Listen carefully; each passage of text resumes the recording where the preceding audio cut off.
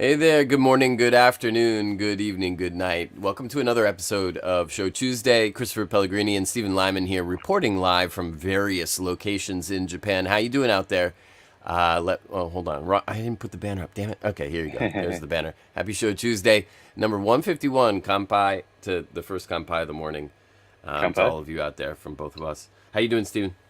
I'm doing well, Christopher. I get my first full night's sleep since I got back from the States, just between insomnia, jet lag, stress, whatever. And And I it's leave again in two time days. to do it again. Yes, let's go for it. Yeah, Yeah, I yeah, was I was up myself until like 4:30 a.m. last night on the phone, and I nearly slept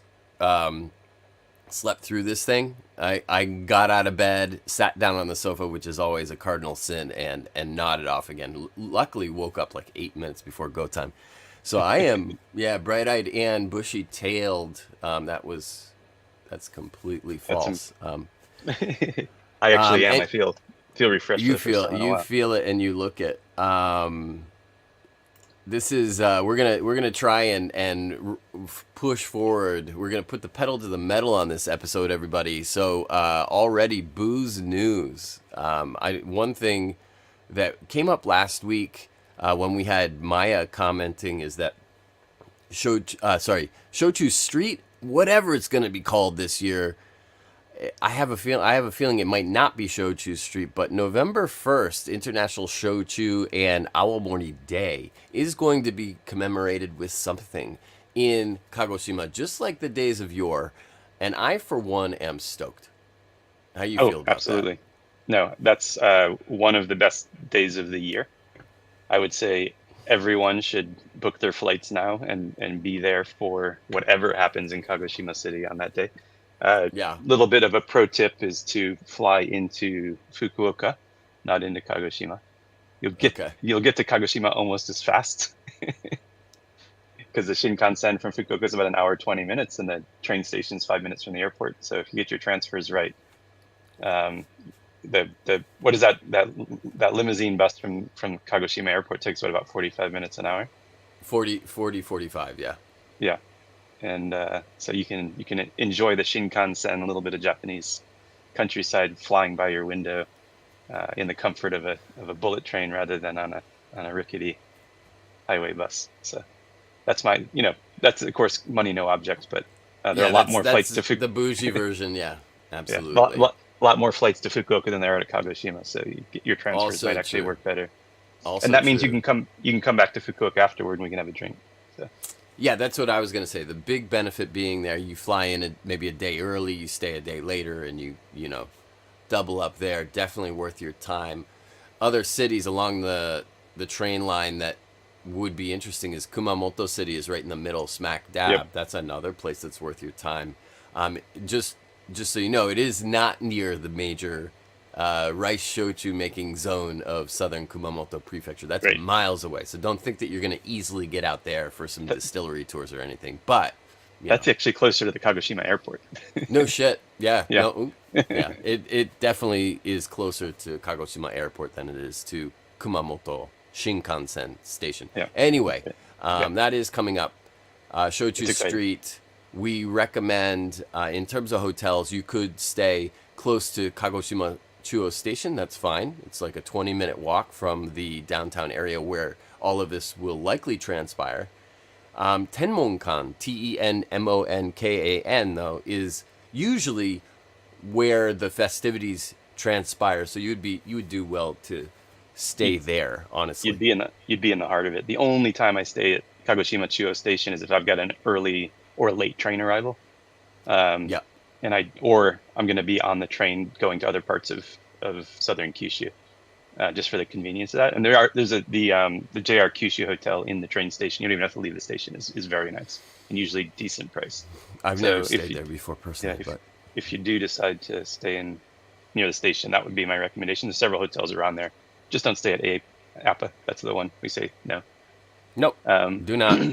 but and then in Tenmonkan, there's a bunch of great hotels. And if you want to treat yourself, of course, the place to go is Shiroyama. Up on Shiroyama, the hill. yeah. Now it's not convenient. there is a bus from the train station, a complimentary bus from the hotel. This is probably a 3-4 star hotel with onsen At views least four, four or overlooking. five, right? You're in the onsen overlooking Sakurajima and the city laid out below you. So it's a great place to go and soak in the tub, have a nice bath. And for some reason, if you book early or if you find the right days, it's pretty affordable. It can be It really might reasonable. it might be between 90 and 100 US when you're going to be paying 50 to 70 for a business hotel. So not a bad deal. The other nice thing is they got a bunch of restaurants, and then there's if you walk down the hill from the hotel, if you go in the right direction, you can stop by several of the historic sites around Saigo Takamori's last stand, because it was on Shiroyama that he made that heroic last stand It was against right there. the military. So Yeah. anyway, we promised to keep this short, and here I go off on history lessons. All right, let's move on to the next one. Main event Shochu Festa 2023 recap. Steven, you were just at this 2-day event. You went both days. I went both days. The 8th Took and one the for the 9th, I team. think. Yeah, took one for the team Saturday and Sunday. I did behave myself. I was there for less than 3 hours each time. Okay. There were 68 makers listed, but then there were several booths that they were either run by the local guilds or they were collaboration booths. So, for example, there was a Hakata stand where you could try I think they had shochu from 20 or 25 different Fukuoka-based shochu makers. Huh. And each day different makers would rotate in at different times. So depending on who you wanted to meet and what you wanted to sip on, they had all of them available. But of course, the makers who were there would focus on their own brands. But that was a lot of fun. I saw Itaru-san from Kanpai. He was there twice. He was there both days. The son was there the first day. And Yoshida-san from Nishi Yoshida, the makers of Tsukushi. Yeah. She was there both days. Her brother, who's the president, was also there. I think he was there both days. I only saw him once. But then there was also, what was exciting for me was the Toyo no Hoshi booth, which was using local barley from Oita. I think you got a bottle right there. So 17 different Oita makers have been in collaboration using the same barley variety grown in Oita. And this is apropos because I think one of our next few episodes will be on sustainability. I know we've been promising that for a while. But, when you're importing grains from often Canada, US, Australia, that's not the level of sustainability we hope for in craft spirits. And makers realizing this, and costs of foreign goods are going up just because of inflation and the weak yen. They're shifting toward local grains, and it was really, really fun to be able to try through. Now, I didn't try all 17 because I would have been on the floor, but I tried 5 or 6 different Toyo no Hoshi expressions from different distilleries, and it was fascinating to see how using essentially the same mash bill, different fermentation time and temperature and different stills, they were getting very different expressions from the same grain. So I really enjoyed that. That was high value for sure. Because you go to these things and it's like, oh, there's all the big makers, right? There's the Unkai booth, there's the Kirishima booth, there's the Unkai booth. But it's finding these little nuggets, these interesting little things that are going on that either they're not promoting, or at least not promoting someplace I would have seen it. But getting to talk to a couple of the distillery workers who were running that booth, for 20-30 minutes and getting the lowdown on it was a lot of fun. So that was great. And then it was also either discovering or rediscovering brands. You had introduced me to Soba Kuro a few years ago in Miyazaki, a atmospheric distilled buckwheat shochu. Yeah. And I was quite smitten with it when I tried it, but this is the first time I could actually sit and talk to the maker. Not sit, I was standing, but I could have a conversation with the maker and his team, talk about how they make it. And then right next to that was a kuri shochu, but that was kuri koji. They grew the koji on chestnuts, and they promised they're never going to do it again. It was too hard. They steamed the chestnuts, and then they propagated the koji and left it for a couple of days, and it wasn't getting into the nut because it couldn't get through the hull. I mean, they'd shucked them, but it still couldn't get through the outer just had surface, too right? much cellulose on the outside or something. That's interesting. Yeah. So they then crushed it They crushed all Okay. the nuts and left it for a while longer, and then the koji did its job. But it ended up being a much longer koji propagation That's than they even expected. longer than a yoka koji. It was probably like a muika koji or something like that, a Right. 6-day koji. That's Yeah. funny. But then he told us the cost of the chestnuts themselves just for one run, and it was like over $10,000 just for the chestnuts. Oh, shoot. And then I didn't understand this part exactly because there were a bunch of people around, and I was just listening, so I didn't have time to interrupt and ask questions. But he was saying that if it's made with 100% chestnut, it's not honkaku.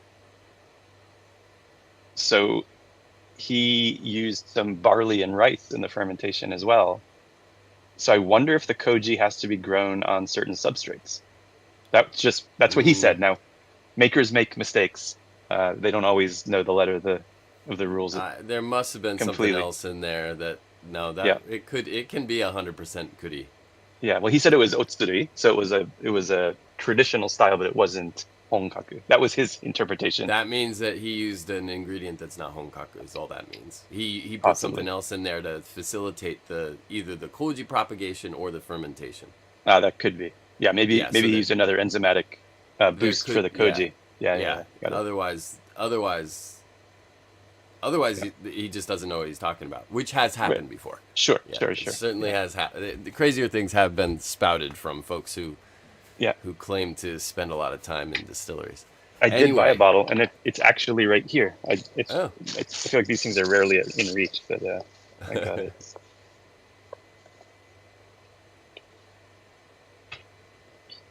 So it's called Mugi Kuri because they did add some. I don't know if they blended in some barley shochu or if they put some barley in the fermentation ultimately, but it's this okay. guy. So you Yeah, all can see right. little chestnuts on there, Look at those and little goody. it looks like 30% chestnuts, 11 years vintage. So they've distilled this. It was on their little sign, but it's not on the bottle or the box, I don't think. Yeah, but anyway, it's an 11-year Hand old Are those spirituous. hand numbered too? Looks like over in the Oh, corner of your actually, finger. yes. This is bottle 170 of 630, so it's I limited. just did one vat of them And basically. and fortunately, with the weak yen, it was under $30 a bottle. Can But you were able to use cards there to buy? That's pretty good. no, I used cash, but I withdraw Okay. my anyway. I'm not going to get into my banking, but Yeah. essentially, I paid in U.S. dollars. You gave us tips on Shinkansen and hotels. Let's hear about the financial workings here, Stephen. Come on, give us the lowdown. Now, Yeah, that's another episode entirely. So, yep. metrics driven. You said 68 68 makers. makers. How many attendees? The first day they had 3,500. Now, remember, there's been heavy rain in Kyushu, Yeah, there and was. I woke up on Saturday morning, and there was about 2.5 inches of standing water on my back patio, Uh huh. and it was heavy, heavy, heavy downpour. And fortunately, there was this little break in the rain, so I could get up to the dome. But even with the heavy rain, they had 3,500 attendees on day one. Last year, for the 2-day event, they had 3,000 total. So, Over 2 days. Yeah. yep. And so they more than doubled attendance. They actually ended up with about 3,000 again the second day. So they got about 7,500 attendees over the 2 days.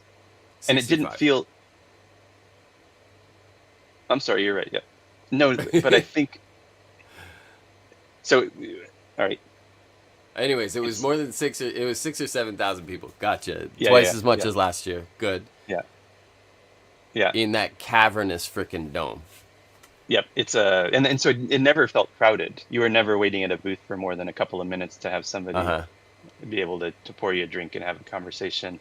And they had food trucks. And I would say the food was elevated compared to what you would normally get at like a matsuri, right? You go to the matsuri and you got the same stand repeats every five, right? You got the takoyaki and the yakitori and the yakisoba Yeah. and the sweet stand and like where kids can catch goldfish, and then you're back to takoyaki, yakitori, right? It's Fair not much assessment. variation. But Yep. here there was like a roast pork stand. There was a couple different variations on yakisoba, like a yakisoba omelet.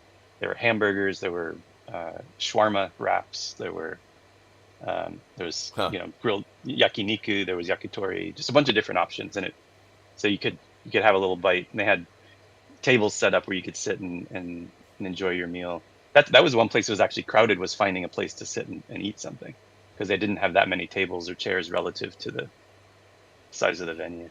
The But whole high quality food vendor thing I remember very distinctly from the Sake Week events, which is another place where they tended to have you would get food tickets, and the food was decent. They were small mhm, portions, of course, smaller than what you might normally get, but it was better than usual, better than the normal yep, festival food that we've become so accustomed to over here.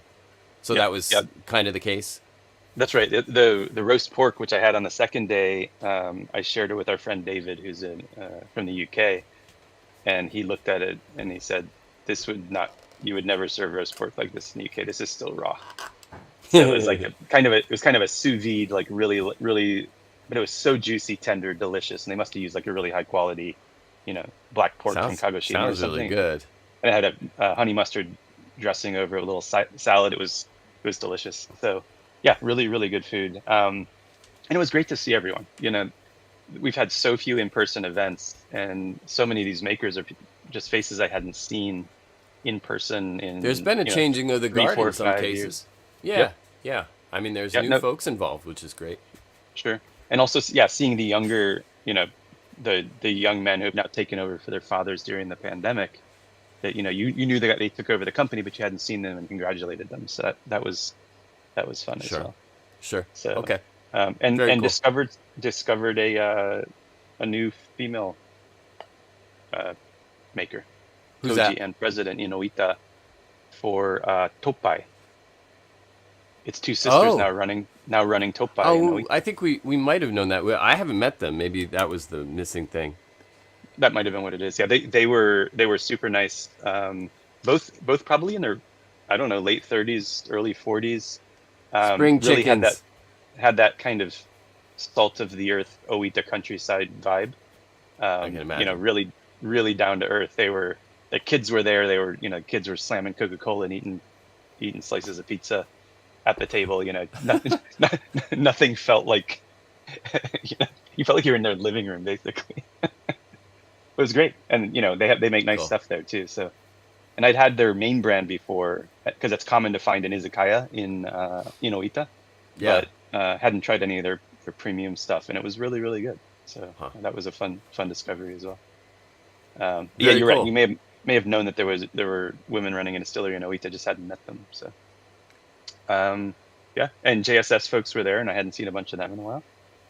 Good And reunion. Yeah. yeah, And thanks to JSFS for the tickets. Every year yep, they send me like 600 of them, or they give them yeah, to me, and they're like, "Hey, are you going?" I'm like, "Well, it's a little bit of a ride for me, yeah, but I promise I'll put these tickets in good hands." So JSS with the yeah. hookup.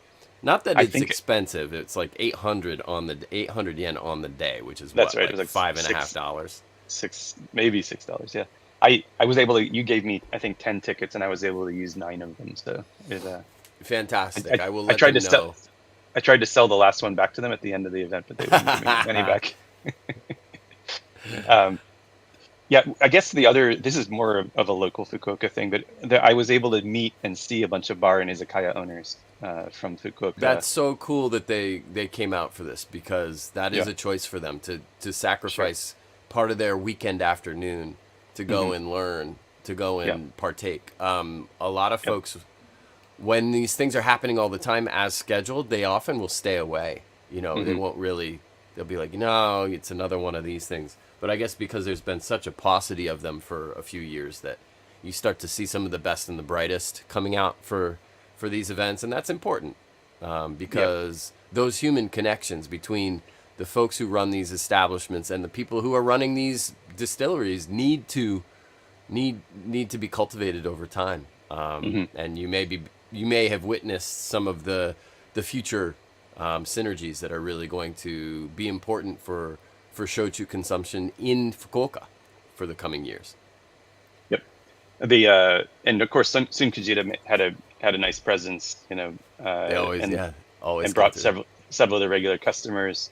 And but the exciting thing for me is I met the owners of Zoo Ba Ba Ba, which I had never been to, and Okay. I hadn't met them. It was kind of weird. This place opened during the pandemic. It's an udon restaurant Yeah. in Nishijin, right near the station. But when they first opened, you saw the Instagram pictures and everything, and they had this amazing shochu selection, entire wall of ishobin, like really great shochu, and they were open from 10 a.m. to 3 p.m. Yeah. And closed the weekend, right? It was just this really, really weird schedule, and I was like, well, I'd love to go out there, but I actually work, right? So, but I met the owners. They've now changed their schedule, but they're like, it's this couple, and they were just, I was like, what are your hours? And like, check Instagram, and it changes all the time because we're just open when we want to be. I was like, cool. I'll just make sure I check Instagram before There I it go, but I is. will There it definitely be is. there. Yeah, So, and I bet they have some good regulars who show yep, up when they're open, and that's all they yep, need. That's what you need for a good business is just the repeat customers, and when you have that, you open when you want to. yeah, yeah. That's right. Cool, and Yeah, or it you was a good, become good time. like Sun Kujira and reservation only. Yeah. Um, Now, so I yeah. would say if you want to go to this Shochu Fest next year, it is probably not going to be in Fukuoka. Oh, interesting. Okay. Just as they've built momentum and have large crowds coming out during torrential rains, they've decided to relocate. So It was a terrible choice of a location, I gotta say. yeah, yeah, it's big, That's the but worst. That's one of the worst, ugliest venues I've ever seen. They make Tokyo Dome look a lot better than that when they do their big festivals in Tokyo Dome. I've never seen something more dreary and dire, honestly. It's the least photographable place ever. You know that every photo you take in there just looks horrible. So yeah, most of the but photos I you see really are just of people smiling together. Because yeah, if you yeah, zoom in tight, it doesn't look as green. yeah, right. Yeah, my only pushback was that I could walk there, and next time I'm gonna have to take a train or a flight. So, Just like uh, the rest of us. yeah, we'll once we know once the new venue is confirmed, we'll let folks know. It'll be Hopefully, in far enough Fukuoka, you advance. think? Will it I be don't in think so. Fukuoka? Could be they're No, going to it's rotate it gonna around a little bit. it's They gonna should. move to another city. Move it around. Yep. Kumamoto has so much great space right now because they've revitalized that whole downtown area. That's a I bet great they could great do it point. there. I mean, Oita City, Miyazaki City, of course, Kagoshima City doesn't have the giant format venues, disposable venues like that necessarily, Hmm. but there's so many places they could do it. Up and Sure. down the train line, man. Just stay on the bullet train line. You got a ton of different places you could do it. Yep. Yeah. I mean, go up to Hiroshima, go to Kobe, Osaka. Like you just go all the way. There's no reason why it's got to And be in it Kyushu. doesn't have to be. It shouldn't be just once a year either. I mean, there can be multiple versions of this. In the interest of moving on, because of course we've Yep. picked 30 minutes, or we're close, or I guess we're Yep. just past 20. I did put reference to the upcoming podcast on the Yep. screen. Adangman It. mentioned it, so Yeah. you want to talk about that real quick? Yeah. So we finally got around to covering Soba Shochu, which I was very happy that we could do that episode. Christopher and I, it was sort of a blind spot for us for when we started the podcast. Anyway, we'd had it, of course, we'd enjoyed it, we liked it, but we had never seen production. We hadn't been in that many distilleries that were making it, Mm-hmm. and we finally feel like we had done a deep enough bit of research to put together an episode for it. So that's the last of the 5 major styles that make about 98% of shochu production: sweet potato, rice, barley, kokuto sugar, and soba. So Yeah, yeah. ticked that box, I guess. But it was a fun one. I learned something, and hopefully folks will as well. Soba shochu is one of those styles. It's not quite as cordoned off as sesame is, which sesame is basically a one company game. Yeah. But soba shochu production really is about one company, and there's a Yeah. whole bunch of other places that have done it a couple of times. Yep. Over the modern course of their history. But we really are talking about unkai, and we get into Mhm. that in the podcast, and we talk about some of the makers. But it's interesting because it's stratified a little bit. There's really Miyazaki, and then there's Nagano, Right. Nagano Prefecture, up closer to where I live, and we talk about that a little bit. It's a good It's episode, so definitely, if you aren't caught up, go back a little bit, listen to some of the other more recent episodes, and then Buckwheat dropped this morning, last night. I guess this morning our time, last night, or right, basically the notification just went out. I think Okay, Rich posted it this morning. Japan time. cool.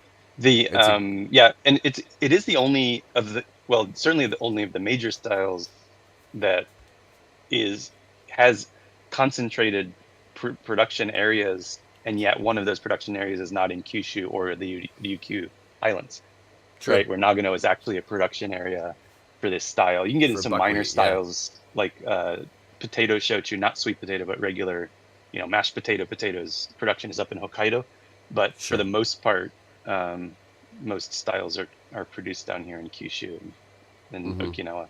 So, yeah, and I actually haven't had much of the Nagano soba, so that's something I need to explore. And probably when I'm in Tokyo is the time to try it because they can't really find it down here.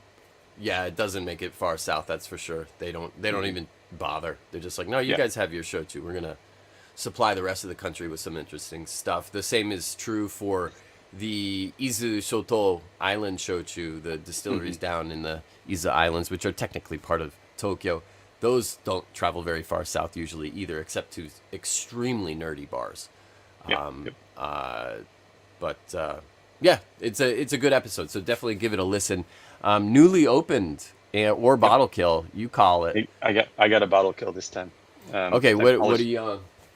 You and I had a little bit of a brainstorm last night, and I spent that time polishing off this bottle of Goro. This is the domestic Beautiful. Japanese packaging. It actually is. My light is not being cooperative. And here's Uh, the U.S. packaging. yep. So not so different, but blue instead of red. This paper quality on this one, I have to say, is really nice. It almost has like a shark skin or snake skin bubbled pattern, like Like a beaded pattern texture to it. to it. Yeah. And then they hand stamp the bottling date and the alcohol percentage, which is kind of cool. That's cool. Actually, alcohol Chris- percentage looks like it's printed. It's just printed in a shade almost identical to the bottling stamp. So anyway, That's really, nice really choice. lovely sweet potato shochu, and I had this domestic bottling sitting on my desk because I was doing a little bit of cleaning and decided that was what I was going to work on. Nice. That was Good choice. when I did. I don't think I talked about it on the. Maybe I did, but I recently did a staff training at the Ritz-Carlton Fukuoka, Mm-hmm. and I thought that I was going to have access to what they actually have on their menu, but the morning of the training, the manager contacted me and said, "Can you bring shochu?" I was like, "Well, I'm just going to bring stuff that's around my apartment. It's not going to be what's on your menu." And she said, "Ah, that's fine." So I had put this bottle of Goro in my bag, and I was recently unpacking that bag, and that's when I decided to polish it off rather than put it back on the shelf. Gotcha. So, Nice. yeah, how about you? Toyo no Ah, there you kaze. go. There it is. Yeah, Toyo no this kaze. one Yeah. actually, I had a bottle of it before. I liked it, drained it, and then this was a gift from the good people who make it at Fuji Jozo. 25% ABV. It is made from local Hmm. Oita harvested barley, which is, despite all impressions and despite the volume of barley shochu that comes out of Oita Prefecture, most famously from the makers of Ichiko and then also Nikkaido, most of the barley used there is not actually local barley. Hmm. And this is 100% Oita Mugi, 25% ABV. It's interesting because it's not that vacuum distilled style that we're so accustomed to with Nikkaido Hmm. and Ichiko. So it has more of the grain, a lot Hmm. more of the grain, but it's not roasted level grain. It's not like Mugi Hokka level toast. So it's Hmm. nice in between zone, very sessionable. And I have been mostly sipping it neat, quite honestly, and it's nice. It's really Huh. nice. I'm a Interesting. fan. Yeah. Nice. So Yeah, uh, I visit them relatively frequently, and I've never picked a bottle of that up when I'm there. I always go for their more premium vintaged, yeah, it's definitely not one of their. It's not. I mean, I would argue that it is premium. It's just this. It's got this retro feel to it, this retro aura about it. Hmm. It's definitely not one of the most expensive things that they sell in the little bottle Right. shop at the Yep. distillery. It's decent though. There's good value there, and I'm a fan of just paying a little back to the local farmers. So Sure, I'm sure. into it. Yeah. I'm I into it. like that. I'll have to pick that up next time I'm there. It's usually if you're in the tasting room shop area with the president, he's like, "Oh, this is the 2023 bottling of our Genshu. This is this year's batch. You should get that." And then here's this one that we made limited for something, and you should get that. And then by the time you're done, you've got 4 bottles in your bag, and you haven't even gotten to the regular stuff yet. So Yep.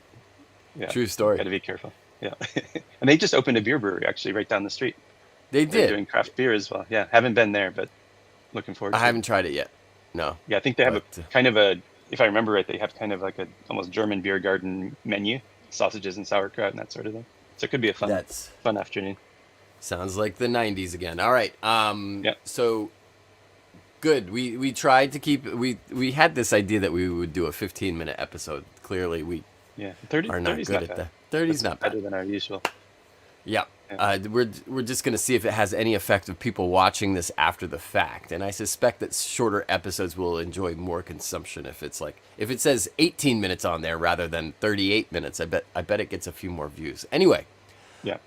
to everybody out there on both Facebook and YouTube, thank you for tuning in for another episode, the 151st episode of Shochu'sday, as we embark on the second half of this second century of these things.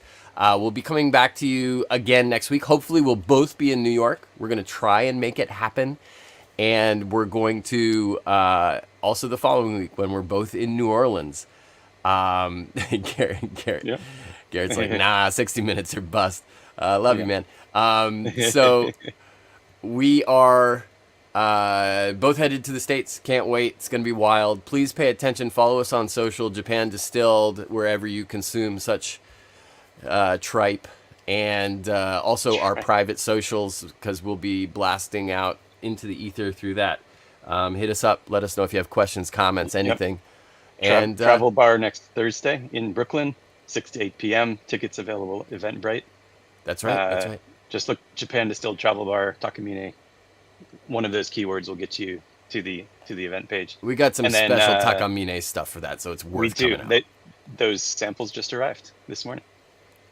So, and then the week following Monday at Banana Blossom in New Orleans for a little get away from the Tales madness, come across the river, have some nice Thai food and onkaku spirits. So, Yeah, Awamori. Awamori. That's gonna be worth coming to as well. Cool. For sure. All right. And if you have any questions or need more information about this, let us know. Yep. Kanpai. Kanpai. Thanks, guys.